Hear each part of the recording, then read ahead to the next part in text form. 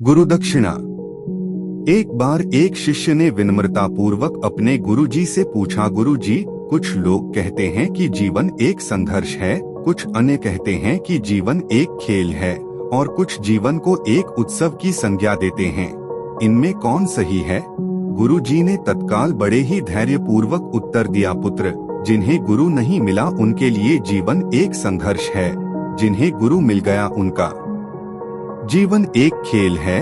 और जो लोग गुरु द्वारा बताए गए मार्ग पर चलने लगते हैं, मात्र वे ही जीवन को एक उत्सव का नाम देने का साहस जुटा पाते हैं। यह उत्तर सुनने के बाद भी शिष्य पूरी तरह से संतुष्ट न था।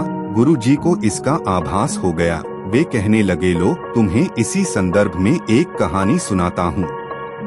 ध्यान से सुनोगे तो स्वयं ही अपने प्रश्न का उत्तर पा सकोगे।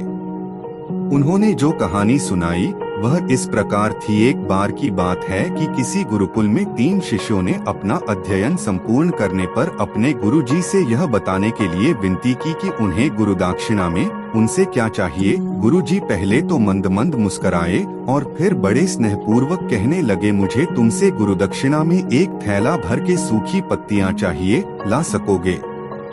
वे तीनों मन ही मन बहुत प्रसन्न हुए, क्योंकि उन्हें लगा कि वे बड़ी आसानी से अपने गुरुजी की इच्छा पूरी कर सकेंगे। सूखी पत्तियां तो जंगल में सर्वत्र बिखरी ही रहती हैं। वे उत्साह पूर्वक एक ही स्वर में बोले, जी गुरुजी, जैसी आपकी आज्ञा।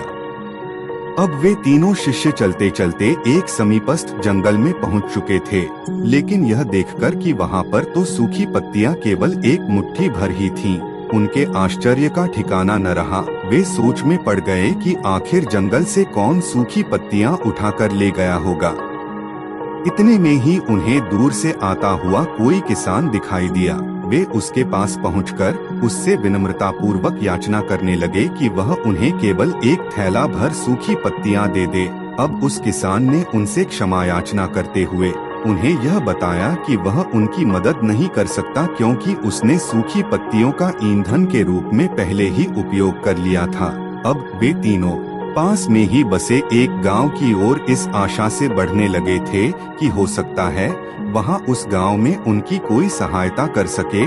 वहां पहुंचकर उन्होंने जब एक व्यापारी को देखा तो बड़ी उम्मीद से उससे एक थैला भर सूखी पत्तियां देने के लिए प्रार्थना करने लगे, लेकिन उन्हें फिर से एक बार निराशा ही हाथ आई, क्योंकि उस व्यापारी ने तो पहले ही कुछ पैसे कमाने के लिए सूखी पत्तियों के दोने बनाकर बेच दिए थे।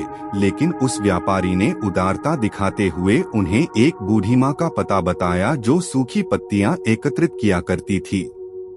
पर भाग्य ने यहाँ पर भी उनका साथ नहीं दिया, क्योंकि वह बूढ़ी माँ तो उन पत्तियों को अलग अलग करके कई प्रकार की औषधियाँ बनाया करती थी। अब निराश होकर वे तीनों खाली हाथ ही गुरुकुल लौट गए। गुरुजी ने उन्हें देखते ही स्नेहपूर्वक पूछा, पुत्रों, ले आए गुरुदक्षिणा? तीनों ने सर झुका लिया। गुरुजी द्वारा दोबारा पूछे जाने पर उनमें से एक शिष्य कहने लगा, गुरुदेव, हम आपकी इच्छा पूरी नहीं कर पाए। हमने सोचा था कि सूखी पत्तियां तो जंगल में सर्वत्र बिखरी ही रहती होंगी, लेकिन बड़े ही आश्चर्य की बात है कि लोग उनका भी कितनी तरह से उपयोग करते हैं।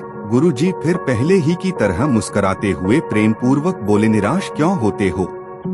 प्रसन्न हो जाओ, और यही ज्ञान की सूखी पत्तियां भी व्यर्थ नहीं हुआ करती, बल्कि उनके भी अनेक उपयोग हुआ करते हैं।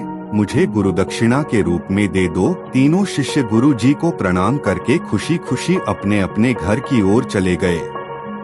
वह शिष्य जो गुरुजी की कहानी एकाग्रचित्त होकर सुन रहा था, अचानक बड़े उत्साह से बोला, गुरुजी, अब मुझे अच्छी तरह से ज्ञात हो गया है कि आप क्या कहना चाहते हैं। आपका संकेत वस्तुतः इसी ओर है, न कि जब सर्वत्र सुलभ सूखी पत्तियां भी निरर्थक या बेकार नहीं होती हैं, तो फिर हम कैसे किसी भी वस्तु या व्यक्ति को छोटा और महत्वहीन मानकर उसका तिरस्कार कर सकते हैं। चींटी से लेकर हाथी तक और सुई से लेकर तलवार तक सभी का अपना अपना महत्व होता है।